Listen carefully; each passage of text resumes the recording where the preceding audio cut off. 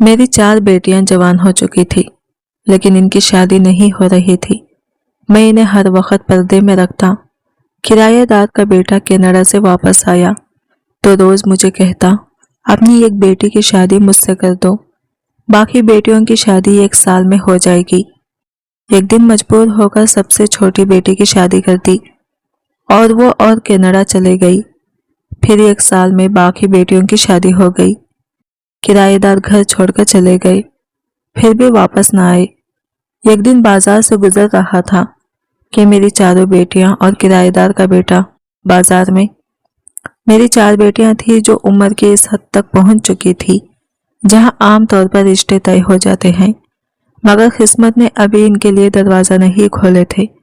मैं एक सख्त मिजाज बाप था, बेटियों को हर वक्त पर्दे में रखता और दुनिया की नजरों से बचा कर रखता था। हमारे घर में रहने वाले किराएदार का बेटा कुछ अरसे पहले कनाडा से वापस आया था। वो अक्सर मुझसे एक ही बात दोहराता कि अपनी एक बेटी की शादी मुझसे कर दो, मैं वादा करता हूँ कि बाकी तीनों की शादियाँ 1 ही साल के अंदर हो जाएंगी। मैं टालता रहा, दिल मानने को तैयार न था, मगर हालात ने आहिस्ता आहिस्ता मुझे कमजोर कर दिया।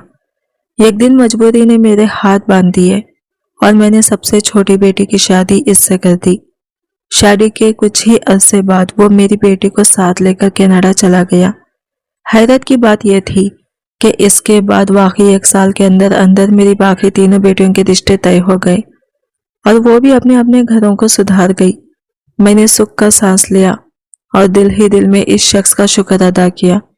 कुछ वक्त गुजरा तो किराएदार ने हमारा घर खाली कर दिया और वो सब यहाँ से चले गए, मगर जाने के बाद उन्होंने कभी पलटकर खबर ना ली, ना कोई फोन ना कोई पैगाम। एक दिन मैं हस्बे मामूल बाजार से गुजर रहा था कि अचानक मेरी नजर एक मंजर पर जा ठहरी। मैंने देखा कि मेरी 4 बेटियां और किराएदार का बेटा बाजार में एक साथ मौजूद थे, हंसते बोलते जैसे कोई राज इनके दरमियान मुश्तरक हो। मेरा दिल जोर से धड़कने लगा।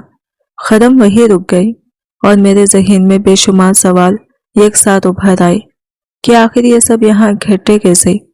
मेरी जिंदगी की सबसे बड़ी आजमाइश इस वक्त शुरू हुई जब मेरी 4 बेटियों की माँ इस दुनिया से रुखसत हो गई। मैंने बहुत सोच विचार के बाद ये फैसला किया कि बेटियों की रोशन मुस्तकबिल की खातिर दूसरी शादी नहीं करूंगा। यूं मैंने अकेले ही माँ और बाप दोनों का किरदार निभाते हुए अपनी बेटियों की परवरिश की। अल्लाह का शुक्र है कि मेरी बेटियां निहायत सुलझी हुई, बाअदब और फरमाबरदार थी। उन्होंने कभी किसी चीज के लिए जिद या इसरार नहीं किया, बल्कि मेरी हर बात को हुक्म समझकर कबूल करती थी। मैं खुद नमाज, रोजे और दीनी उसूलों के पाबंद था, इसलिए मैं बेटियों की तरबियत भी इसी माहौल में हुई। वो ना सिर्फ इबादत की पाबंद थी, बल्कि मुकम्मल पर्दे का भी खास एहतमाम करती थी। मैंने बेटियों को इतनी आज़ादी ज़रूर दी थी कि वो अपनी मर्जी से तालीम हासिल कर सकें और अपने ख्वाब संवार सकें, मगर वो बिला ज़रूरत घर से बाहर निकलने से गुरेज करती थी। तालीम के लिए भी वो हमेशा मुकम्मल पर्दे में जाया करती थी, जिससे मुझे दिली इत्मीनान हासिल होता था। मैं अपनी मुलाजिमत से रिटायर हो चुका था, इसलिए रोजगार के लिए घर के ऊपरी हिस्से को किराए पर दे रखा था। इसके अलावा मैंने मोहल्ले में एक छोटी सी किरायाना की दुकान भी खोल रखी थी, जिसकी आमदनी से हमारा सादा मगर बाइज्जत गुजारा हो रहा था। हालात मुश्किल जरूर थे, मगर मैं दिल से मुतमईन था कि मैं अपनी बेटियों को सही रास्ते पर चला रहा हूँ। मेरी 4 बेटियां अब जवानी की दहलीज अबूर कर चुकी थी और तकरीबन अपनी तालीम भी मुकम्मल कर चुकी थी, मगर इसके बावजूद किसी एक का भी रिश्ता तय ना हो सका था। घर में कोई बड़ी औरत मौजूद नहीं थी जो रिश्तों के सिलसिले में आगे पीछे बात कर सकती। इसी वजह से मामलात मजीद मुश्किल हो गए थे। जो रिश्ते करवाने आते वो कभी ऐसे अजीबो गरीब रिश्ते बताते कि मेरा दिल मुतमईन ना होता। कुछ अच्छे रिश्ते अगर आ भी जाते तो इनकी एक ही शर्त होती कि लड़की पर्दा ना करे, जो मेरे उसूलों के खिलाफ था। दूसरी तरफ जो दीनदार घरानों से रिश्ते आते, इनके हालात एक माहौल ऐसे होते कि वहां बेटी देने को दिल नहीं मानता था। इसी कश्मकश में वक्त गुजरता चला गया और मेरी 4 बेटियां अब तक कुंवारी रह गई। बतौर बाप मैं इनकी फिक्र में हर वक्त घुला रहता था।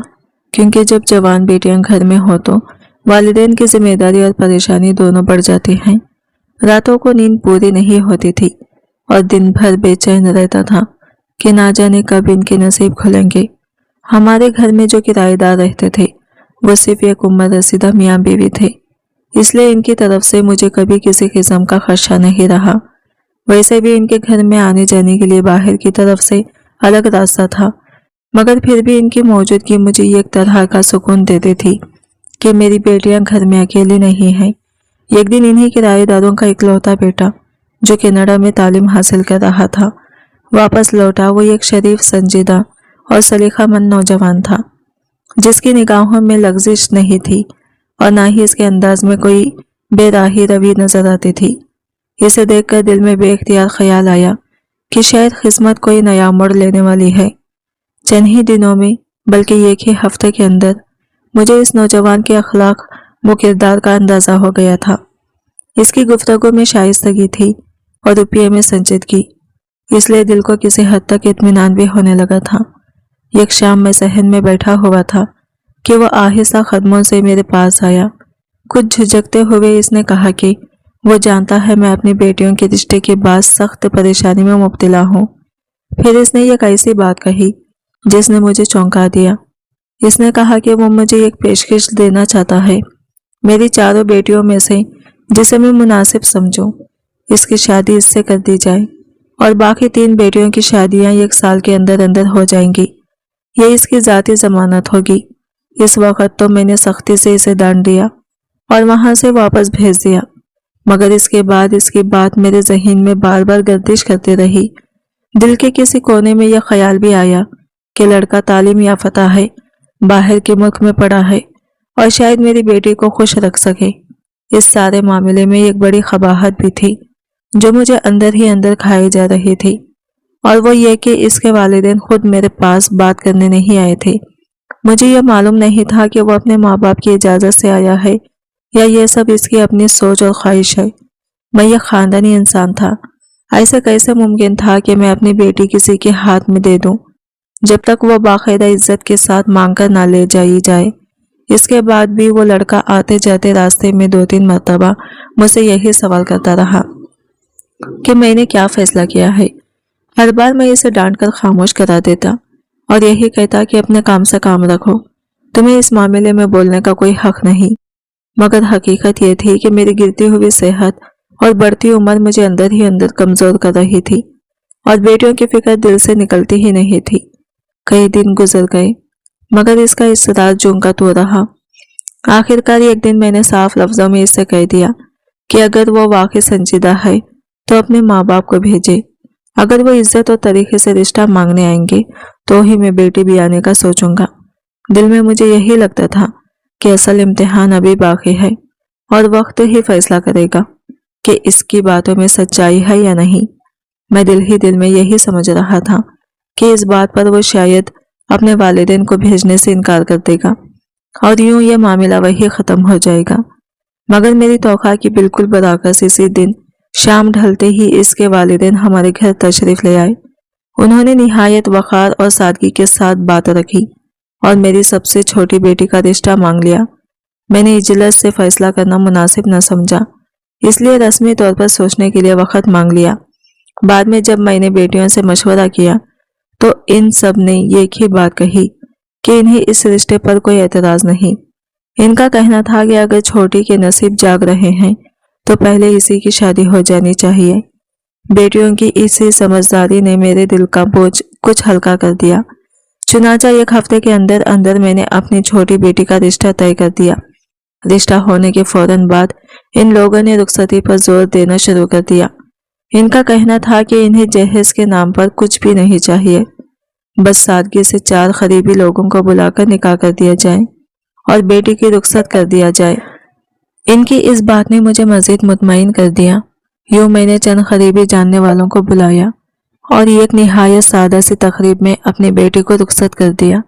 شادی کے بعد میری بیٹی بے حد خوش تھی۔ اس کا آنا جانا میرے گھر بھی لگا رہتا تھا۔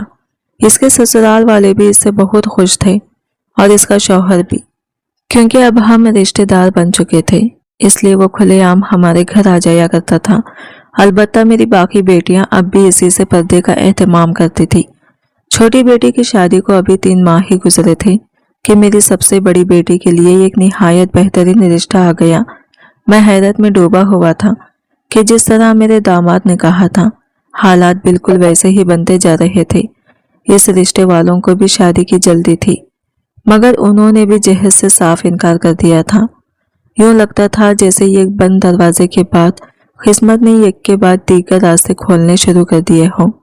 मैंने इसी बेटी को भी इसी सादगी से रुखसत कर दिया जैसे इससे पहले किया था। इसकी रुखसती की महज 4 माह बाद ही मेरी बाकी दोनों बेटियों के लिए एक ही घर से रिश्ते आ गए। दोनों लड़के आपस में कजिन थे और हर लिहाज से मुनासिब और शरीफ थे। मैंने अल्लाह का शुक्र अदा किया कि मेरी बेटियों के लिए ऐसे घरों के दरवाजे खुले रहे थे जहां इज्जत और इत्मीनान नजर आता था। इन दोनों बेटियों को भी जब जिम्मेदारियों से सबका दुश कर दिया तो मेरे दिल का बोझ काफी हद तक हल्का हो गया। एक ही साल के अंदर अंदर मेरी चारों बेटियों की शादियां हो चुकी थी। चारों फर्ज अदा करके मुझे यूं महसूस हो रहा था जैसे बरसों की थकन अचानक उतर गई हो और दिल को एक अजीब सा सुकून मिल गया हो। इन्हीं दिनों मेरी सबसे छोटी बेटी, जो हमारे किराएदारों के घर बहू बनकर गई थी, इनके साथ यहाँ से जाने वाली थी। इसके शौहर को कनाडा में मुलाजिमत मिल गई थी और वो अपने वालिदैन समेत सबको अपने साथ ले जाना चाहता था। मैं इन्हें रोक तो नहीं सकता था, ना ही रोकना मेरे इख्तियार में था। इसलिए दिल पर पत्थर रखकर मैंने अपनी बेटी को शौहर के साथ जाने की इजाज़त दे दी। वैसे भी मेरी 2 बेटियां जो कजीनों की बीवियां बनी थी, पहले ही बैरून मुल्क जा चुकी थी। यूं इस मुल्क में मेरी सिर्फ एक बेटी रह गई थी। मुझे इन सब की फिक्र तो ज़रूर थी, मगर ये इत्मीनान भी था कि वो अपने अपने घरों में खुश हैं और सुकून से ज़िंदगी गुजार रहे हैं। छोटी बेटी के जाने के कुछ अरसे बाद ही बड़ी बेटी के ससुराल वालों ने भी बैरून मुल्क मुंतकिल होने का फैसला कर लिया और हालात के तहत मेरी बेटी को भी इनके साथ जाना पड़ा। अब पाकिस्तान में मेरी कोई बेटी नहीं थी, मगर वो सब मुझसे मुसलसल फ़ोन पर राबिते में रहती थी। इनकी बातों और खुशी भरी आवाज़ों से मुझे तसल्ली मिलती थी कि वो अपने ससुराल में मुतमईन है। बेटियों की खुशी देखकर मेरा दिल भी मुतमईन हो जाता था, चाहे तन्हाई मेरे हिस्से में ही क्यों ना आ गई हो। कभी कभी दिल में शदीद ख्वाहिश जागती कि अपनी बेटियों से मिल लाऊं, इन्हें करीब से देखूं और इनकी ज़िंदगी को अपनी आंखों से महसूस करूं, मगर इतनी दूर का सफ़र करने की ना अस्ताअत थी और ना ही सेहत इजाज़त देती थी। वैसे भी वो सब अलग अलग मुल्कों में आबाद थी। अगर एक के पास जाता तो दिल चाहता बाकी सबसे भी मिल जाए, और ये मेरे बस की बात नहीं थी। मुझे अक्सर ये एहसास रहता कि शायद मेरे पास ज़्यादा वक्त नहीं बचा, क्योंकि मेरी सेहत दिन ब दिन साथ छोड़ती जा रही थी। इसी वजह से मैंने घर में एक मुलाजिम लड़का रख लिया था जो मेरी देखभाल भी करता था और घर के कामों में भी मेरा हाथ बटाता था। मेरी चारों बेटियां मेरे मना करने के बावजूद वक्तन फ़ौक्तन मुझे कुछ कुछ रकम भेजती रहती थी। हालांकि मेरी अपनी किराना की दुकान की आमदनी और पेंशन मेरे लिए काफ़ी थी। घर का ऊपरी हिस्सा तो पहले ही किराए पर दिया हुआ था, बाद में मैंने अपने घर का एक और हिस्सा भी किराए पर दे दिया, इसलिए माली तौर पर मुझे किसी किस्म की तंगी का सामना नहीं था। जिंदगी एक सादा मगर पुरसुकून ढंग से गुजर रही थी। मैंने दुकान पर भी एक लड़का रख दिया था जो रोज़मर्रा का कारोबार संभालता था, जबकि घर में रहने वाला लड़का 24 घंटे मेरे साथ मौजूद रहता था। हफ्ते में एक दिन एक औरत आती जो हम दोनों के कपड़े धो जाया करती थी। इसके अलावा खाना पकाना, घर की सफाई और बाकी काम वही लड़का अंजाम देता था। बाहर से देखने में सब कुछ ठीक लगता था, मगर रातों की खामोशी में बेटियों की याद दिल पर बोझ बनकर आ बैठती थी। फिर भी मैं अल्लाह का शुक्र अदा करता था कि इसने मुझे मोहताजी से बचा रखा और मेरी औलाद को अपने अपने घरों में खुश रखा। मुझे कभी बेटियों की कमी महसूस नहीं हुई, मगर बेटियों से मिलने की हसरत दिल के किसी कोने में हमेशा जिंदा रही। मैं अक्सर इन्हीं की बातें करता रहता। सुबह और शाम इसी आरज़ू में गुजर जाती कि काश एक बार सब बेटियां मेरे सामने हो और मैं इन्हें जी भर के देख सकूं। वक्त यूं ही ख्वाहिशों के सहारे गुजर रहा था। एक दिन मुझे बाजार जाना पड़ा, मगर इस रोज़ घर में रहने वाला लड़का मेरे साथ नहीं था। इसने मुझसे छुट्टी ले रखी थी क्योंकि वो अपने गाँव में वालिदैन से मिलने गया हुआ था। मजबूरी में मुझे खुद ही सब्जी और रोज़मर्रा का सामान लेने निकलना पड़ा। راستے میں چند پرانے دوست مل گئے، ان کے پاس کچھ دیر بیٹھا، پرانی باتیں ہوئی تو دل کچھ ہلکا سا ہو گیا۔ اس کے بعد میں تھوڑی دیر اپنی دکان پر بھی بیٹھا، شاید اس خیال سے کہ طبیعت کچھ سنبھل جائے۔ نہ جانے دل نے کیا سمجھایا کہ میں آگے بڑھتا ہی چلا گیا اور آخرکار اس بڑی مارکیٹ کی طرف نکل گیا جہاں جانے سے میں عموماً کتراتا تھا۔ وہ جگہ مجھے ہمیشہ بے چینی دیتی تھی، اس لیے میں اکثر اس کا رخ نہیں کرتا تھا، مگر اس دن قدم خود بخود ادھر اٹھتے چلے گئے جیسے کوئی اندیکھی طاقت مجھے وہاں لے جانا چاہتی ہو۔ دل میں ایک انجانا سا خدشہ بھی تھا اور ایک بے نام سی امید بھی جس نے مجھے رکنے نہ دیا۔ اس مارکیٹ سے میرا ہمیشہ ایک طرح کا خوف جڑا رہا تھا۔ ایک تو وہاں بے حد رش ہوتا تھا اور دوسرا وہاں ایسے بڑے بڑے مالز تھے جو ہماری پہنچ سے بہت باہر سمجھے جاتے تھے، مگر اس دن وہاں جانے کی یہ خاص وجہ تھی۔ میں اس لڑکے کے لیے اچھے کپڑے خریدنا چاہتا تھا جو اپنا گھر بار چھوڑ کر دن رات میری خدمت میں لگا رہتا تھا۔ مجھے کیا خبر تھی کہ اسی مارکیٹ کا رخ کرنا میری زندگی کا سب سے کڑا امتحان بن جائے گا۔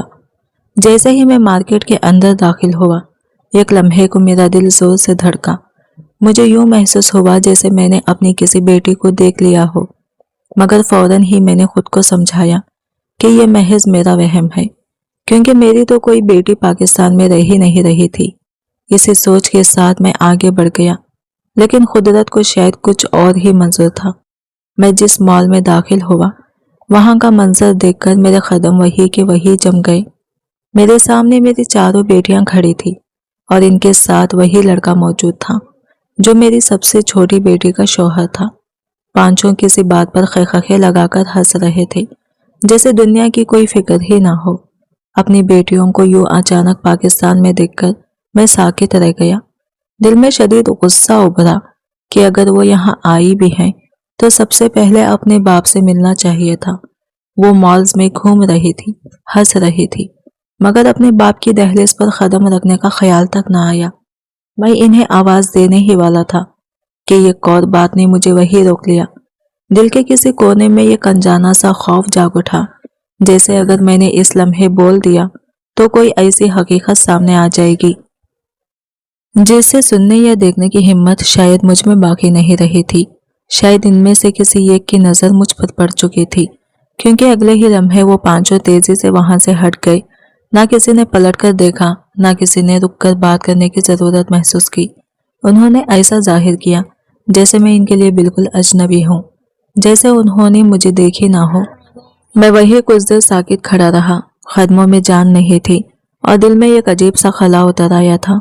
مجھے یاد نہیں کہ میں اس کے بعد کیسے گھر پہنچا۔ راستہ آنکھوں کے سامنے دھندلا سا تھا، ذہن سن ہو چکا تھا اور اندر کہیں کچھ ٹوٹ کر بکھر گیا تھا جس کی آواز صرف میرا دل ہی سن سکا۔ وہ منظر بار بار میری آنکھوں کے سامنے گھوم جاتا۔ کبھی وہ یاد دل کو دکھ میں ڈبو دیتی، کبھی غصے کی آگ بھڑکا دیتی اور کبھی ایسی بے بسی طاری ہو جاتی کہ سانس لینا بھی دشوار لگتا۔ گھر میں اس وقت کوئی اور موجود نہیں تھا، میں بالکل اکیلا تھا۔ میں تنہائی میں بیٹھا روتا رہا، مگر میرے آنسو پوچھنے والا، مجھے تسلی دینے والا کوئی نہ تھا۔ پتہ نہیں کب میرے سر میں شدید درد اٹھا، دماغ جیسے پھٹنے کو آ گیا اور میں وہی بے ہوش ہو کر گر پڑا۔ ایک لمحے کو یوں لگا جیسے شاید اسی حالت میں اللہ مجھے اپنے پاس بلا لے، مگر تقدیر کو ابھی کچھ اور منظور تھا۔ میرے رب نے اس راز سے ابھی پردہ نہیں اٹھایا تھا۔ اتفاق سے ہمارے کرایہ داروں میں سے کوئی گھر آیا اور مجھے اس بے حال حالت میں دیکھ کر فوراً ہاسپٹل پہنچا۔ وہاں ڈاکٹروں نے معائنہ کرنے کے بعد بتایا کہ شدید ذہنی دباؤ کے باعث میرے دماغ کی ایک نس پھٹ گئی ہے۔ یہ سن کر سب کے چہروں پر تشویش پھیل گئی، مگر میں خود ہوش و حواس سے بے خبر تھا۔ 3 دن تک مجھے زیر نگرانی رکھا گیا۔ اس کے بعد آہستہ آہستہ طبیعت سنبھلنے لگی، مگر مسئلہ یہ تھا کہ جیسے ہی مجھے ہوش آتا وہی منظر پھر آنکھوں کے سامنے آ کھڑا ہوتا۔ دل میں غصے کی لہر دوڑ جاتی، سر میں دوبارہ شدید درد شروع ہو جاتا اور ڈاکٹر فوراً انجیکشن لگا دیتے۔ یوں 10 دن اسی کیفیت میں گزر گئے، درد و غصہ اور یادوں کے درمیان جھولتے ہوئے۔ آخرکار میں نے خود کو کسی طرح سنبھال لیا، دل کو مضبوط کیا اور خود سے عہد کیا کہ جو کچھ دیکھ لیا ہے اس کا بوجھ اب مجھے ہی اٹھانا ہوگا، क्योंकि जिंदगी अभी ख़त्म नहीं हुई थी, बस एक नए इम्तिहान का आगाज़ हुआ था। डॉक्टरों ने मुझे बेशुमार एहतियाती हिदायत के साथ घर जाने की इजाज़त दे दी। इन्हीं दिनों वो लड़का भी गांव से वापस आ गया और इस बार वो अपने माँ बाप को भी साथ ले आया था ताकि मेरी बेहतर तरीके से देखभाल हो सके। इनकी इस तवज्जो और खुलूस ने दिल को कुछ सहारा ज़रूर दिया, मगर अंदर का जख्म अब भी ताज़ा था। जिस दिन मैं हॉस्पिटल से घर लौटा, इसी दिन मेरी सबसे बड़ी बेटी का फ़ोन आया, मगर मैंने गुस्से में फ़ोन उठाने से साफ इनकार कर दिया, बल्कि घर में मौजूद किसी और को भी फ़ोन उठाने की इजाज़त न दी। इस दिन मेरी चारों बेटियों की कॉल्स आती रही, मगर मैंने किसी एक की भी कॉल अटेंड नहीं की। दिल शदीद गुस्से से भरा हुआ था और मैं खुद को रोक नहीं पा रहा था।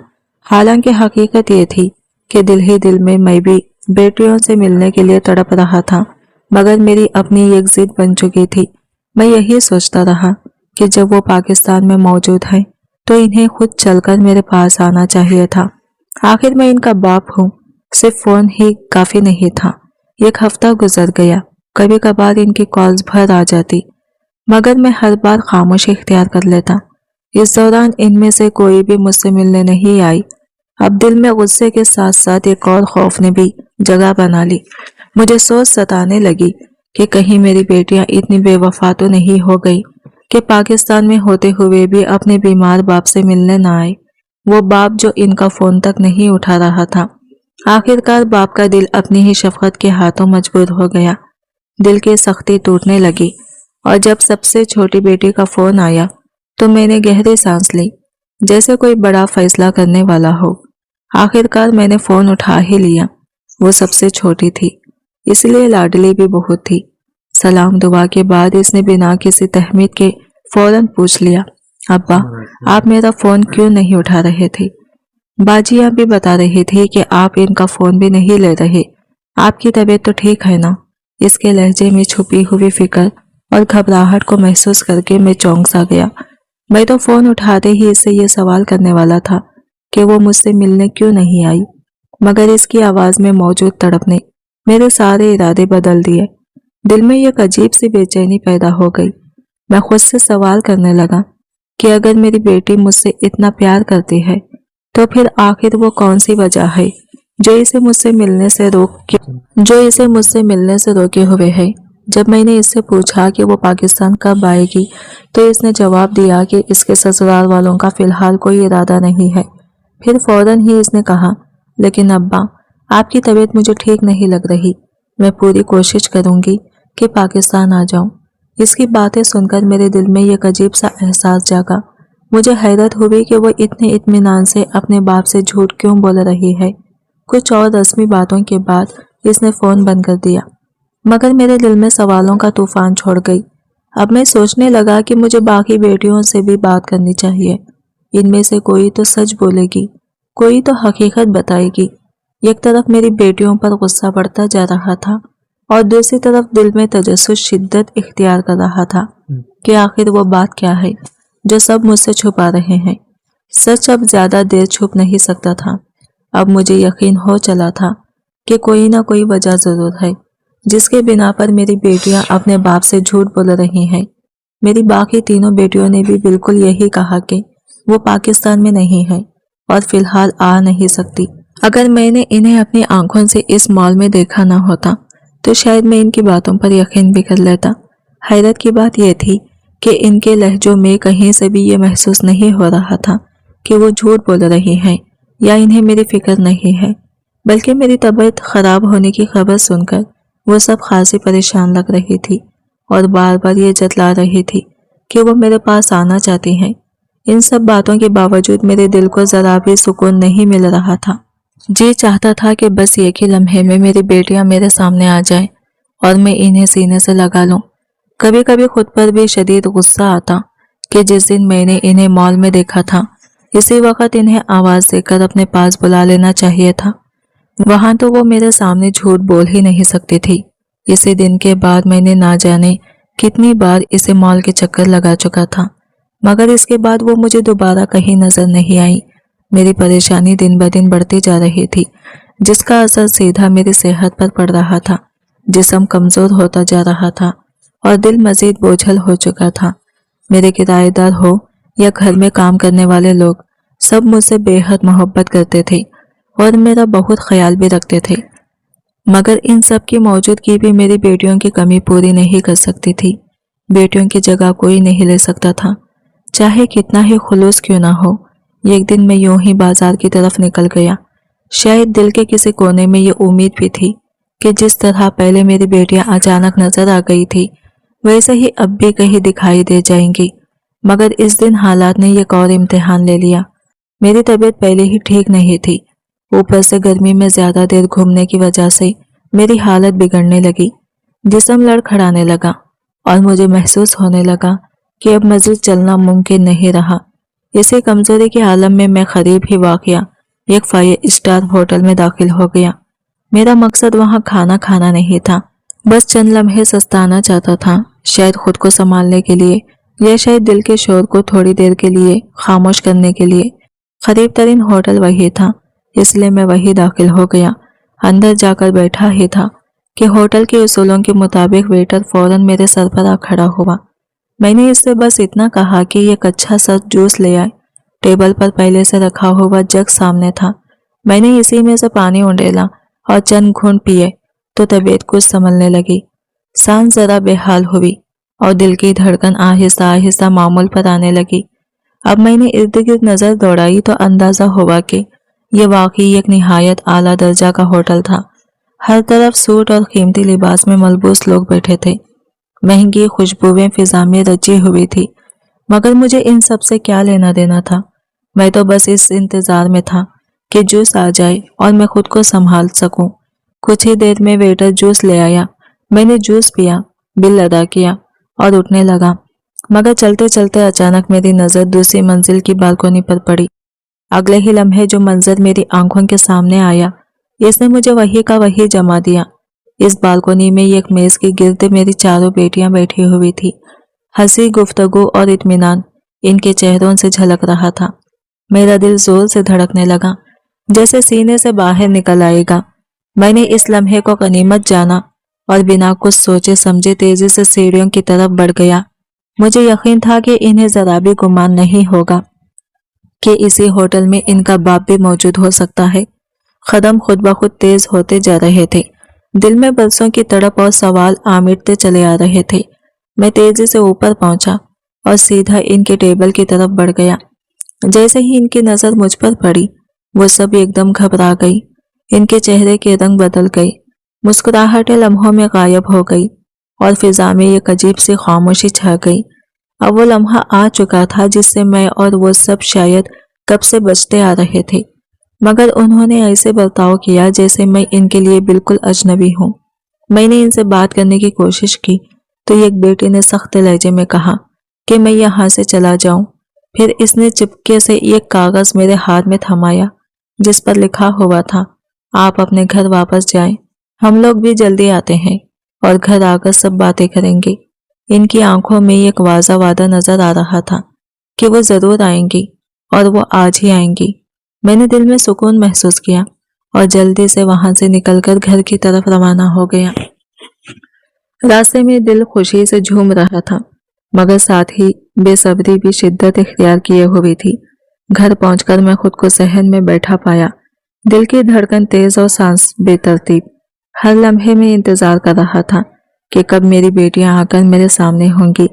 दिल में उम्मीद और खुशी का अजीब सा मिला जुला एहसास था। खुशी इस बात की कि वो आ रही है और बेचैनी इस इंतजार की कि शिद्दत के कब वो वाकई कदम रखेंगी। थोड़ी देर बाद एक टैक्सी आकर दो बेटियां उतरी जिन्होंने मुकम्मल बुर्का पहना हुआ था। इनके आने के तकरीबन 10 मिनट बाद दूसरी टैक्सी पहुंची जिसमें बाकी दो बेटियां बैठी हुई थी। वही बेटियां जो होटल में मुझसे अजनबियों वाला सलूक कर रही थी। जैसे ही वो घर में आई, फौरन मुझसे लिपट गई और रोने लगी। दिल चाह रहा था कि मैं इन्हें संभाल लूं, मगर साथ ही गुस्सा भी था कि वो मुझे देख देने के बावजूद इस वक्त तक क्यों नहीं आई। फिर जैसे ही वो मेरे सीने से लगकर रो रही थी, मुझे यूं महसूस हुआ कि वो अपनी बेबसी और मोहब्बत का इजहार कर रही हैं। दिल के अंदर एक अजीब सा नरमपन और दर्द एक साथ मौजज़न हो गया। काफी देर बाद जब जज्बात कुछ हद तक काबू में आए तो मैंने सबको पानी पिलाया और फिर आहिस्ता आहिस्ता इन सब पूछा, ये सब क्या सिलसिला है? पाकिस्तान में होते हुए भी अपने बाप से मिलने क्यों नहीं आई, और यहाँ जब आपके ससुराल वाले बाहर हैं क्यों हैं? इस पर उन्होंने आहिस्ता और संजीदगी से जवाब दिया, अब्बा आप समझे कि हम पली बेटियां हों, हम जानबूझकर आपसे नहीं आए, क्योंकि इस सूरत में हम आपकी जान को खतरे में डाल नहीं सकते। लेकिन आज आपको अपने आंखों के सामने देखकर हम खुद पर काबू नहीं रख सके और मजबूरन यहाँ आना पड़ा। अब आगे हम कुछ भी कहने से कासिर हैं, क्योंकि हमारी मोहब्बत और फिक्र हमेशा आपके लिए रहेगी। मैं इनकी बातें सुनकर हैरान और कुछ मकलूब हो गया। दिल में सवाल उठा कि आखिर ऐसी क्या वजह है कि वो अपने बाप से मिलने में झिझक महसूस कर रही थी, और कैसे मुमकिन है कि मुलाकात इन्हें खतरे के बराबर महसूस हो। मगर साथ ही दिल में एक अजीब सुकून भी आया क्योंकि मेरी बेटियां मुझसे इतनी मोहब्बत करती हैं कि अपनी जान को खतरे में डालने के बावजूद मुझसे मिलने का हौसला रखती हैं। इसका जवाब सबके सामने मौजूद था, इसलिए मैंने सीधा इनसे पूछ ही लिया कि आखिर बात क्या है।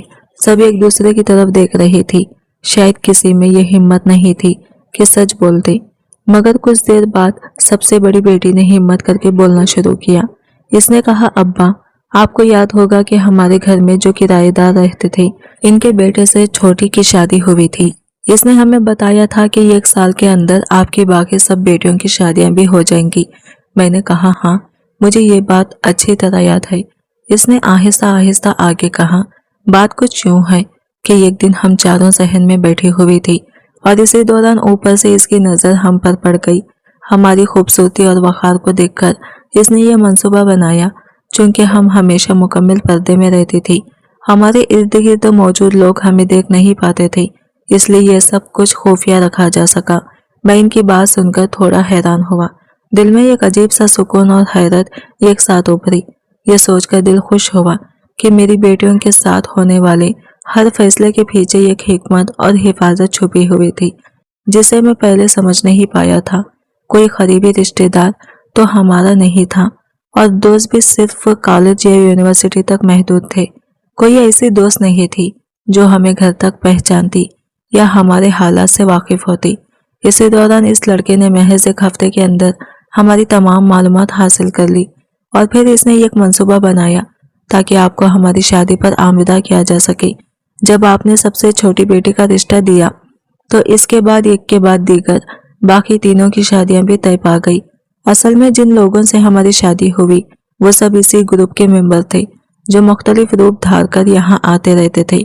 जो लोग हमें अपने माँ बाप के बारे में बताते वो दरअसल किराए के लोग थे, और इनमें से कोई भी हकीकी वालिदैन नहीं थे जो हमारे साथ इतना अरसा रहे। वो लड़के के असली माँ बाप थे, इसलिए वो मजबूरन होकर अपने साथ ले गए। हमें मुख्तलिफ ममालिक के झांसे देकर वहां पहुंचाया गया, और शायद इसमें हमारा भी कुछ कसूर था और आपका भी। आपने हमेशा शुरू से हमारे मजहबी मामलात में सख्ती बरती, कुरान और नमाज की पाबंदी की ताकीद की, मगर कभी हमें यह वाज़ा नहीं बताया कि ऐसी सूरत हाल में हमें किस तरह खुद को महफूज रखना है। ये सब कुछ सुनकर मैं एक लम्हे के लिए साकित रह गया। दिल में हैरत और कुछ तशवीश एक साथ उतर गई। सोचने लगा कि हकीकत कितनी पेचीदा और गहरी हो सकती है, और कहानी के पर्दे में छुपी हकीकत ने सब कुछ बदल कर रख दिया है। आपने हमेशा हमें पर्दा न करने के नुकसानात के बारे में सिर्फ हुक्म दिया, मगर हमने इसे दिल से नहीं अपनाया। शायद इन्हें हमारी यह कमजोरी फौरन नजर आ गई, और इसीलिए उन्होंने सबसे पहले हमें मॉडलिंग और एक्टिंग का झांसा दिया।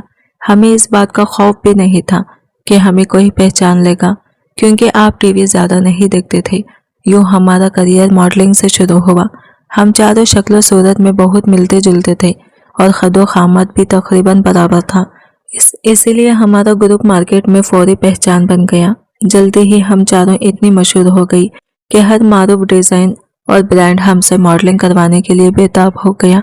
ये सब कुछ हमारे लिए एक नए जहां की शुरुआत थी, मगर दिल के अंदर एक छुपी हुई तशवीश भी रही कि ये शोहरत और दिखावे के पीछे शायद कोई मंसूबा भी छुपा हुआ था, जिसे हम अभी समझ नहीं पा रही थी। हमने मॉडलिंग के साथ साथ बहुत से ड्रामों और फिल्मों में भी काम करना शुरू कर दिया।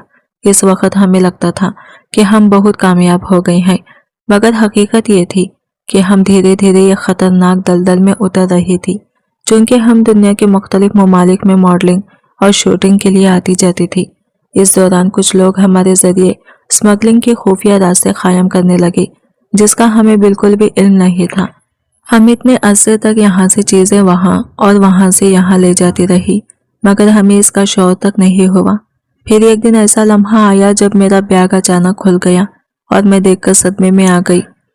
मेरे बैग में हीरोइन रखी हुई थी, वही बैग जो मुझे मेरी फिल्म के डायरेक्टर ने दिया था, ये कहकर के दूसरे मुल्क जाकर इसे प्रोड्यूसर को दे देना। ये सब कुछ इतना खौफनाक था कि मैं लम्हों के लिए साकित रह गई।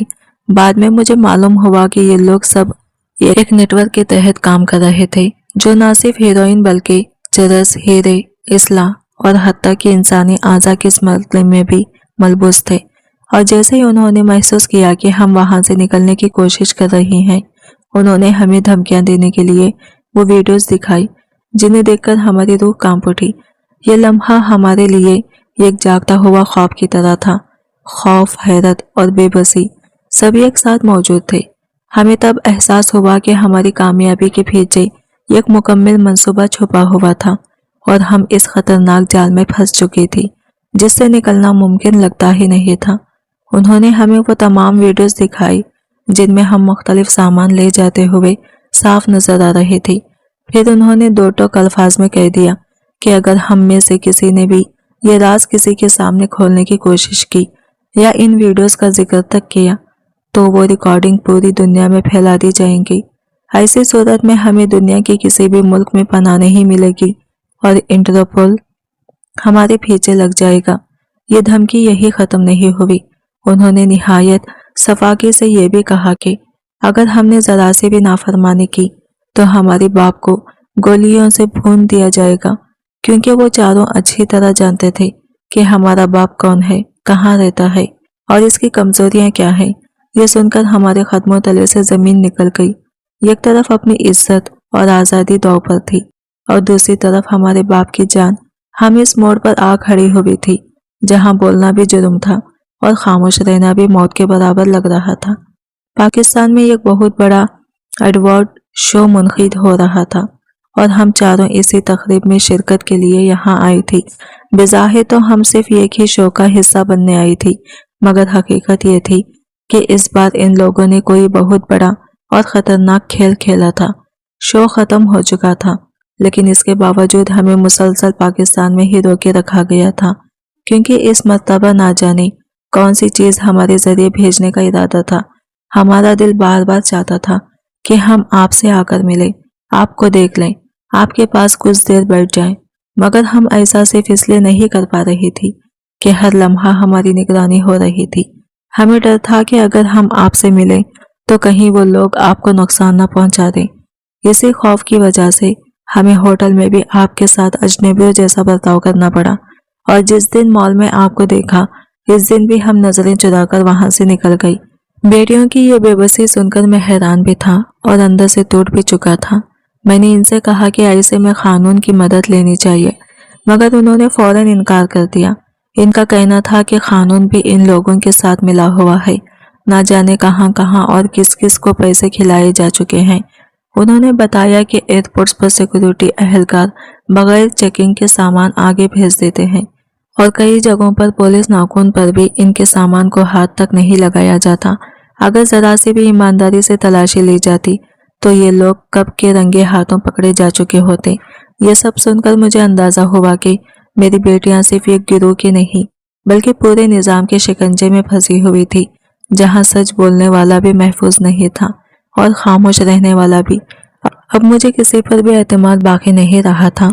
समझ नहीं आ रहा था कि किससे सच कहा जाए और किससे राज छुपाया जाए, क्योंकि जिस दुनिया में हम आ चुके थे वहां पर शख्स अपनी असल से मुख्तलिफ दिखाई देता था। ये भी साफ हो चुका था कि अब हालात जैसे भी हो, हमें इन्हें इस तरह झेलना होगा, क्योंकि रास्ता निकालने वाला कोई नहीं था। इसी दौरान वो चारों मुझसे मिलकर रुखसत हो गई। जाते हुए उन्होंने बताया कि वो बहुत मुश्किल से अपनी निगरानी करने वालों को धोखा देकर यहाँ तक पहुंची हैं, इसलिए ज़्यादा देर रुकना इनके लिए मुमकिन नहीं। मैं होटल में इनके हुल्ले देखकर पहले ही परेशान हो गया था, मगर अब जाकर मुझे इन बदले हुए हुल्लों की असल वजह समझ आ गई थी। میرے دل میں جو اپنی ہی بیٹیوں کے لیے نفرت، شک اور غصہ پیدا ہو چکا تھا وہ آہستہ آہستہ پگھلنے لگا۔ اس کی جگہ ایک ایسا درد نے لے لی جو باپ کے سوا کوئی محسوس نہیں کر سکتا۔ اپنی اولاد کو زندہ ہوتے ہوئے بھی بچا نہ پانے کا درد۔ اب میرے دل میں غصہ آہستہ آہستہ ہمدردی میں بدل چکا تھا۔ وہ تو مجھ سے مل کر رخصت ہو گئی تھی، مگر میں باپ تھا، کیسے ہاتھ پر ہاتھ رکھ کر بیٹھ سکتا تھا؟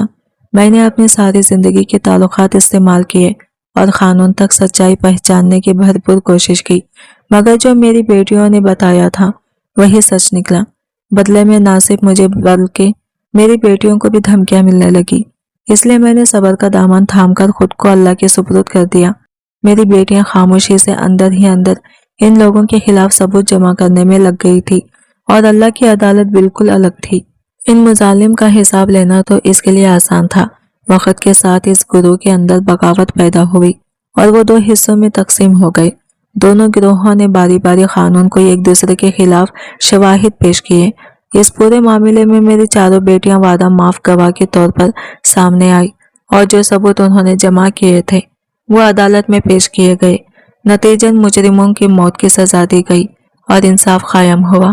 یہ واقعہ ہمیں یہ سکھاتا ہے کہ حق اور سچائی کی طاقت صبر اور ایمان کے ساتھ ہمیشہ فتح پاتی ہے۔ ناظرین، مزید ایسی سبق آموز کہانیاں اور واقعات جاننے کے لیے ہماری ویڈیو کو لائک کریں، شیئر کریں اور ہمارے چینل کو سبسکرائب کریں۔ ملتے ہیں اگلے نیو ویڈیو کے ساتھ، تب تک کے لیے بائے بائے، ٹیک کیئر، اللہ حافظ۔